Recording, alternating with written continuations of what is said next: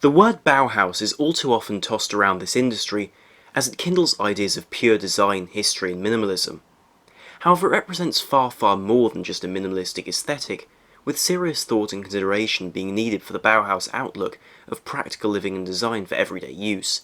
The Bauhaus school, founded in 1919 by the architect Walter Gropius, used aesthetic to give a cleaner approach to the post-First World War world, which would improve society in their eyes. Following the slogan "Art for Industry", iconic pieces such as Marianne Brandt's silver and ebony teapot were created. These mixed elegance with daily practicality, something which any supposedly Bauhaus watch should really share. On this hurdle, many brands merely follow the style of Bauhaus without considering the needs of truly fulfilling the objectives of this movement. Whilst only founded in 1990, Nomos Glashütte is perhaps the most Bauhaus of the lot. Admittedly, they didn't exist during the Bauhaus years when many of their current competitors did, but their approach to watchmaking has popularised the movement in the watch world and represents the values of this perfectly. After all, Bauhaus was not about echoing the past, but about improving the future.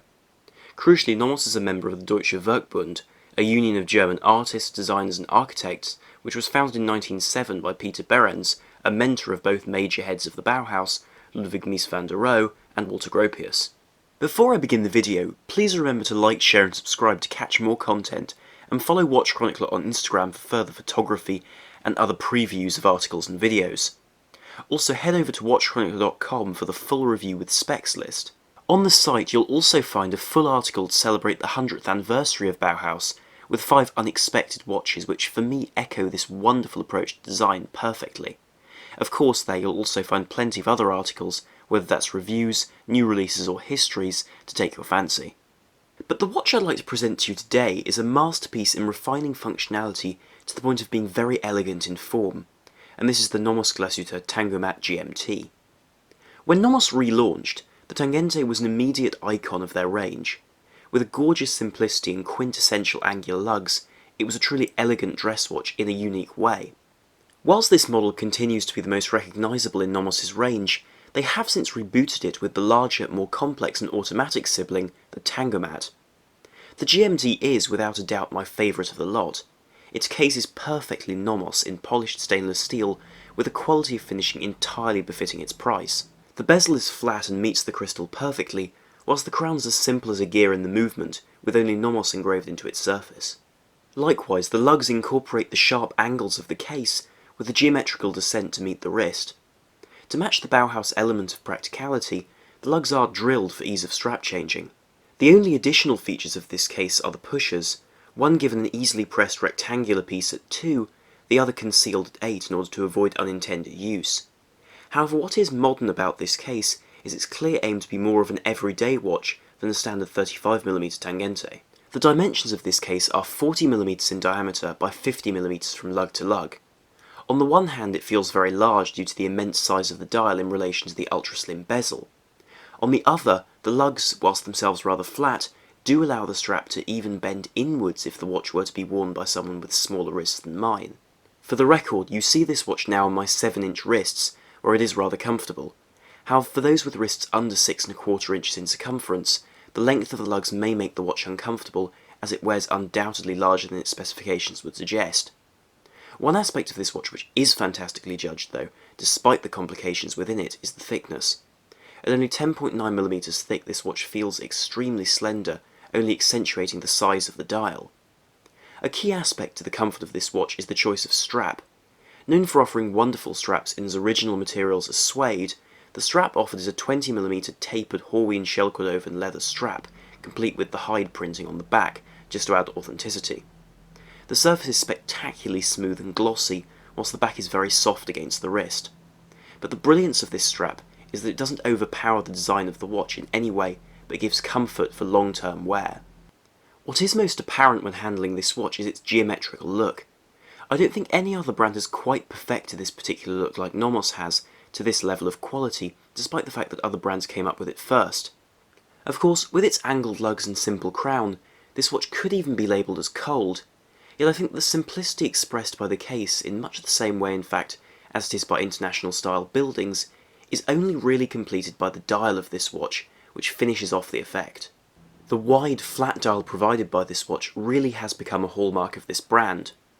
The surface of the dial is galvanised and silver plated to give a sparkling but nonetheless delicate base for the numerals. These appear intermittently with Arabic numerals printed onto the dial surface with a real attention to quality, thus giving subtle depth. The font chosen has become synonymous with Nomos and gives elongated numerals with serifs to provide a subtle undertone of Teutonic order. Recessed at 6 o'clock we have the seconds with concentric rings and a placement which doesn't interfere with the indices, something too often seen in this industry. The hands are also quite lovely additions to the dial, with a straight and uncluttered shape, but legibility given by their thermally blued colour. A detail which I have noticed here is the curved shape to their tops, which makes a single component more interesting under close inspection.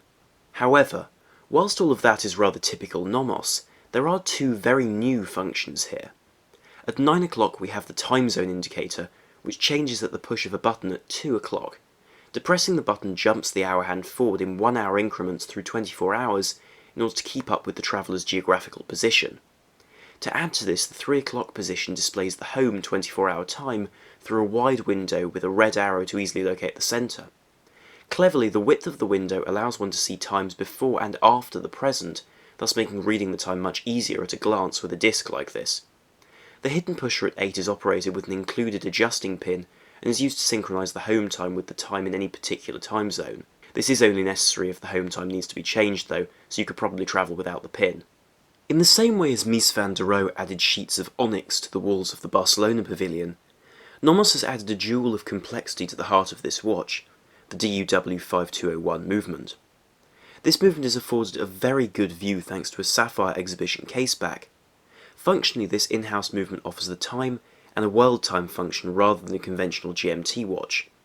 Mechanically, as is suggested by the Tangomat name, this watch is automatic, with a 42-hour power reserve and bidirectional automatic winding. Additionally, the dimensions of this movement play to the watch's strengths, as a wider diameter of 31mm allows the thickness to only be 5.7mm, an impressive feat considering the complications. With 26 jewels, this is a beautifully detailed movement, with glorious striping across the plates and a snail pattern on the ratchet wheel. Standing out amongst the rhodium-plated surfaces of the movement are the thermally blued screws which, like the hands, add just a little bit of variety to the whole affair. Do also note the presence of beveled edges which, whilst not up to the levels of high horology, present a very impressive level of detail to a movement you wouldn't expect to have them. What strikes me as most interesting about this watch is, however, that it's not conceived to appeal exclusively to lovers of mechanical movements, nor to lovers of design. Instead, and clearly without cutting corners, it offers something of a happy compromise, with serious quality put into its production, but also with no concession limiting an elegant and functional design. For this reason, it fits perfectly into the Bauhaus mentality of creating a mass-produced item of quality and universally appealing form. The price of £3,720 commanded by this watch is by no means insignificant. For that, you could get a Tudor or indeed a Grand Seiko. However, those are watches which impress you with specifications or heritage. This just makes you quietly smile. For that reason, I really have been won over by this piece during this period of time where I've been handling it. And so I'll conclude the video there, but remember to like, share and subscribe, and head over to watchchronicler.com for more. Thank you very much for watching. This is Armand from Watch Chronicler. Out.